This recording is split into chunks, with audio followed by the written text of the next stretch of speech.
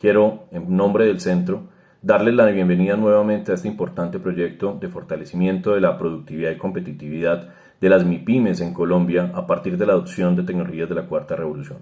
Para nosotros es muy importante entender esas brechas y oportunidades que existen en el sector productivo y cómo la tecnología puede impactar de manera directa en estos aspectos de productividad y competitividad. Quiero agradecer también todo el apoyo que hemos tenido de parte de Impulsa, del Ministerio de Comercio, Industria y Turismo, de Ruta N y del Centro de Ciencia y Tecnología de Antioquia CTA, quien ha venido apoyando todo el proceso de la convocatoria y la ejecución de los pilotos en las fases posteriores de este proyecto.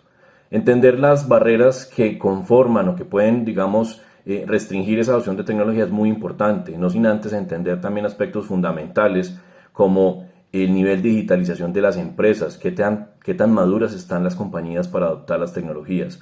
Analizar la cadena de valor por fuera de la tecnología es sumamente importante porque con eso podemos detectar esos problemas y esos retos que se tienen en cada una de las empresas que ustedes representan. Y cómo no integrar esa estrategia y ese valor agregado que nos proporcionan las tecnologías para poder, digamos, estar preparados para el futuro y para las dinámicas que todos los días están cambiando alrededor de la economía de manera global.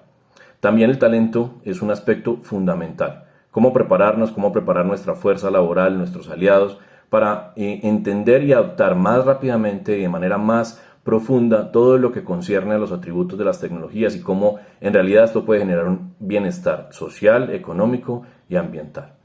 Los modelos financieros, y hablando ya de un tema mucho más específico, son importantes. Evaluar ese grado de inversión, esas necesidades que se tienen, pero sobre todo los retornos, no solamente financieros, sino otro tipo de beneficios que se van a tener a partir de la adopción de tecnología. Hacerlo de manera sencilla y práctica para entender cómo estamos ya en una revolución, que no es un futuro y que podemos sobrepasar y nos podemos, digamos que, entender o nos podemos visionar como esas nuevas compañías de nueva generación y trascender en el tiempo.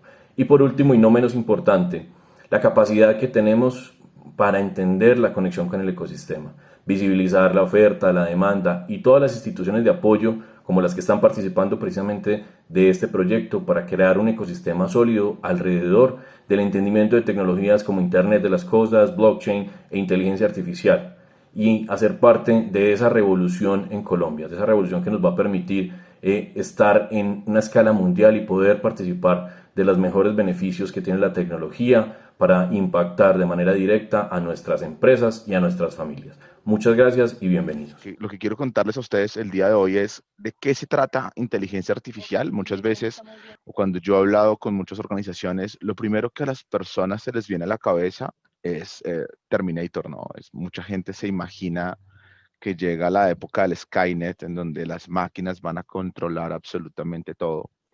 Pero la inteligencia artificial eh, realmente se compone de las cosas que nosotros como humanos le podemos enseñar a una máquina.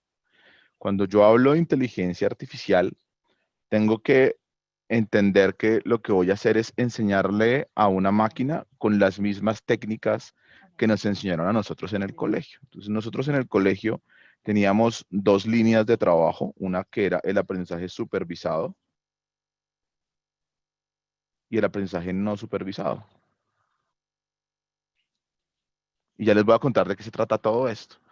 Cuando ustedes estaban, recuerden cuando estaban por allá en primaria, de pronto en el colegio, o que uno le enseñaban las tablas de multiplicar. Eso se conoce como aprendizaje supervisado, en donde lo que nos entregaban era una serie de ejemplos y a partir de esa enseñanza, luego el profesor en un examen nos decía, bueno, ¿cuánto es, no sé, 20 por 5? Pero a nosotros nunca nos enseñaron la tabla del 20, ¿no? Eso nunca nos lo enseñaron. Lo que nosotros aprendimos fue una técnica para poder determinar cómo podíamos multiplicar 20 por 5. Es exactamente lo que ocurre con una máquina. Si yo a un niño le entrego solamente la tabla del 1 y le digo 1 por 1, 1, y 1 por 2, 2, y simplemente con esa información le pregunto cuánto es 5 por 20 para mantener el ejemplo, ¿será que el niño o el humano está en la capacidad de concluir cuánto es 5 por 20? Yo diría que no. O estaría 100% seguro. Si yo le enseño eso a mis hijos con esa información no van a lograrlo. Entonces aparece algo bien importante y es la cantidad. ¿Cuántos ejemplos o cuántos datos yo estoy entregando para enseñarle a la máquina a determinar algo? Entonces, es exactamente lo que ocurre dentro de una máquina, solamente que cuando yo estoy trabajando con niños, yo le enseño la técnica al niño.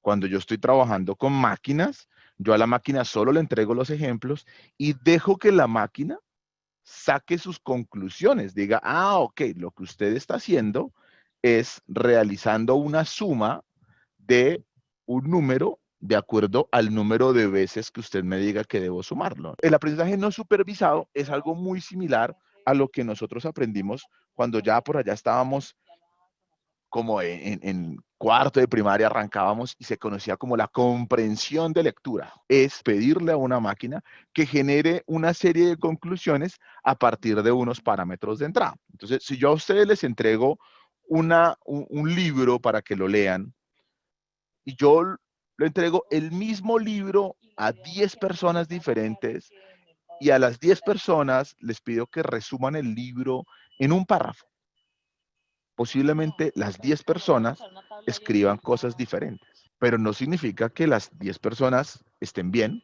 tampoco significa que las 10 personas estén mal. Generaron unas conclusiones, tuvimos un proceso de comprensión de lo que hay. Eso se conoce como aprendizaje no supervisado. Entonces, en una conclusión yo puedo obtener diferentes tipos de salida, inclusive con la misma persona. Lo mismo ocurre en una máquina.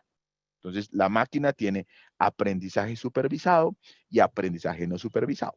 Ahora, cuando yo estoy hablando de este tipo de aprendizaje, lo que estoy buscando es obtener respuestas como si se las hiciera un humano. Si yo le enseño a una máquina a generar resúmenes de textos, pues lo que voy a hacer ahora es hacer que la máquina genere más y más resúmenes. Entonces, comienzo a trasladar esa actividad humana a una máquina. Entonces, dejo que la máquina resuelva ese problema.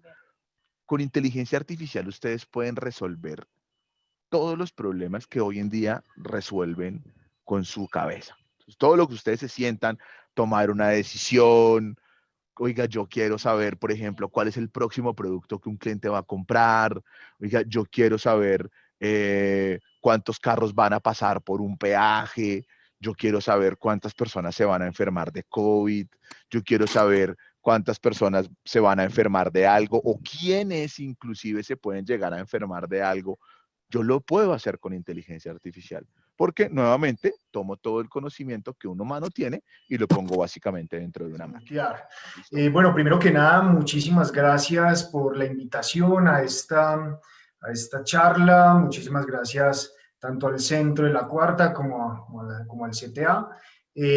Pues para nosotros siempre es muy importante comentar de qué se trata, digamos, pues todo lo que está ocurriendo en este momento y sobre todo enfocado a la industria 4.0.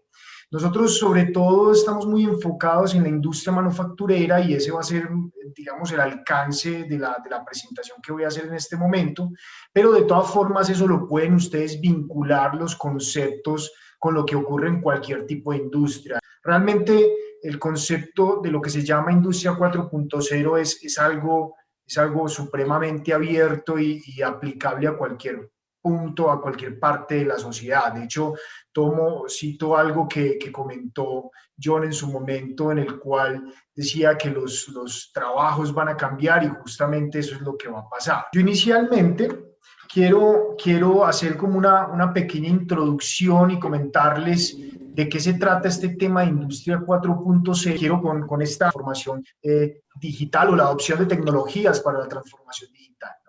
La industria 4.0, el concepto como tal, inclusive el nombre, nace en Alemania. De hecho, Siemens es una de las empresas que más apoyó en la creación de este concepto. Y básicamente lo que pretende o lo que propone al mundo es convertir una industria que antes usaba los datos de una forma a que los use de otra manera. Y que los use, cuando hablamos de otra manera, es que los use de forma mucho más inteligente, mucho más eficiente para el beneficio propio. Y el Internet de las Cosas esto digamos que no es que nació el año pasado, esto realmente lleva muchísimos años y es un concepto que se empezó a acuñar, pero ya tenía digamos, una historia previa muy, muy importante, en donde el concepto es el siguiente. Nosotros en la industria 3.0 considerábamos, y esto hablándolo más a nivel productivo, considerábamos que las empresas se manejaban como una especie de pirámide. Digamos, en la industria 3.0 las empresas se pensaban de esta manera, muy a nivel jerárquico, muy a nivel inclusive como nos comportábamos en ese momento jerárquicamente dentro de las empresas, pero la industria 4.0 empieza a proponer otra forma de trabajo dentro de las empresas, e inclusive bueno, dentro de las fábricas, pero también esto es a nivel empresas, en donde todo está conectado con todo. No hay una jerarquización de los datos, si bien obviamente siempre vamos a tener datos más importantes que otros, pero por ejemplo, a nivel de un dispositivo, yo puedo poner a hablar un dispositivo con otro. Y esto es lo que se denomina como las fábricas inteligentes, en donde las fábricas inteligentes están completamente conectadas, todos los dispositivos entre sí, y todos estos dispositivos suben información a pues, diferentes modelos. Ahora vamos a hablar dos de ellos, que se llama el Edge Computing y el Cloud Computing, pero digamos, lo interesante acá es que todos los elementos hablan y luego esta información sube, pero ya analizada. Entonces, ¿qué es el Internet de las cosas? El Internet de las cosas no es nada más que darle la capacidad a cada dispositivo de comunicarse con cualquier otro, sin necesidad de tener una jerarquización como teníamos en la industria 3.0. Entonces, por ejemplo, digamos que pensando un poquito en otro tipo digamos, de situaciones, ¿no? Nuestros celulares se comportan como un dispositivo de Internet de las cosas, porque ustedes tienen un celular el cual es capaz de comunicarse con otros celulares, digamos que obviamente a través de una infraestructura, yo puedo inclusive tener procesamiento dentro de mi celular y yo estoy bajo una red de información, digamos, pues muy global, que es el Internet, ¿no? Entonces ese equipo se comportaría como un equipo de Internet de las cosas, pero por ejemplo usted ya, si uno va al Éxito, a Falabella, y digamos se mete a la parte de electrodomésticos, ya empiezan a aparecer neveras, digamos, conectadas al Internet de las cosas. ¿Y eso qué significa? Pues justamente que esta nevera es capaz de conectarse con dispositivos en su casa y puede enviar información a un cloud. ¿Y esto para qué? Por ejemplo, para saber que la leche se acabó, ¿no? Y que se te llegue al celular una notificación diciendo que hay que comprar leche. Y el Internet de las cosas industrial, que es esa versión a nivel de industria manufacturera, pues se enfoca mucho en volver las fábricas inteligentes. Ese es el concepto como tal. El Internet de las cosas tiene básicamente tres niveles. El nivel de campo, que es donde todo sucede, donde está, digamos, los dispositivos como tal. El nivel de fábrica, que es lo que engloba todos estos dispositivos en una sola unidad productiva. Y está el nivel de nube o cloud level, ¿no? En donde yo tengo toda la información consolidada y analizada de todo lo que está ocurriendo, no solamente en una fábrica, sino en todas las que tenga en este momento. ¿Qué voy a obtener o qué es lo que ocurre en cada uno de estos puntos? A nivel del campo, a nivel del nivel de campo, lo que voy a tener es conectividad y procesamiento físico, es decir, voy a tener dispositivos comunicables entre sí, como les dije, que se hablen entre ellos, que puedan analizar información, y estos dispositivos se encargan de la producción. Entonces, por ejemplo, a nivel de producción en industria manufacturera, hablamos de, por ejemplo, un PLC, que es un equipo electrónico que realiza acciones para que una máquina funcione de forma automática, ¿no? O puede ser, por ejemplo, una pantalla, donde yo en esa pantalla puedo estar visualizando qué es lo que está ocurriendo con mi máquina y yo puedo estar interactuando con la misma. Mirado en otros mercados, por ejemplo, puede ser un edificio inteligente. En el edificio inteligente yo voy a tener cosas similares, controladores que, por ejemplo, controlan el aire acondicionado de los diferentes pisos, o también pantallas en donde yo puedo seleccionar, por ejemplo, a qué temperatura quiero que este piso esté, o que encuentre una función de confort para las personas que están en ese edificio. Entonces esto lo pueden también llevar a otros sectores sin ningún problema, tiene el mismo concepto. Entonces el nivel de campo es donde ocurren las cosas, por así decirlo. Luego está el nivel de fábrica o el nivel global, puede ser un edificio, puede ser una ciudad, puede ser lo que ustedes quieran, puede ser un banco, puede ser lo que ustedes consideren, en donde a nivel industrial existe un concepto que se denomina el Edge Computing. Ahorita lo vamos a ver más en detalle, pero el Edge Computing viene de la palabra en inglés borde, por eso digamos que se llama Edge Computing, y le dicen bordes porque está justamente en el límite entre el campo y el cloud computing. Por eso se llama Edge Computing. ¿Y para qué ocurrió o por qué apareció el Edge Computing en las empresas manufactureras sobre todo? Es porque en este sector existía una gran complejidad con los datos, en donde los datos tenían que ser analizados y controlados en tiempo real. Porque una máquina, yo no puedo esperar a saber si, por ejemplo, tengo una falla y no puedo esperar varios segundos hasta que el sistema me avise que tengo una falla para poder parar la máquina.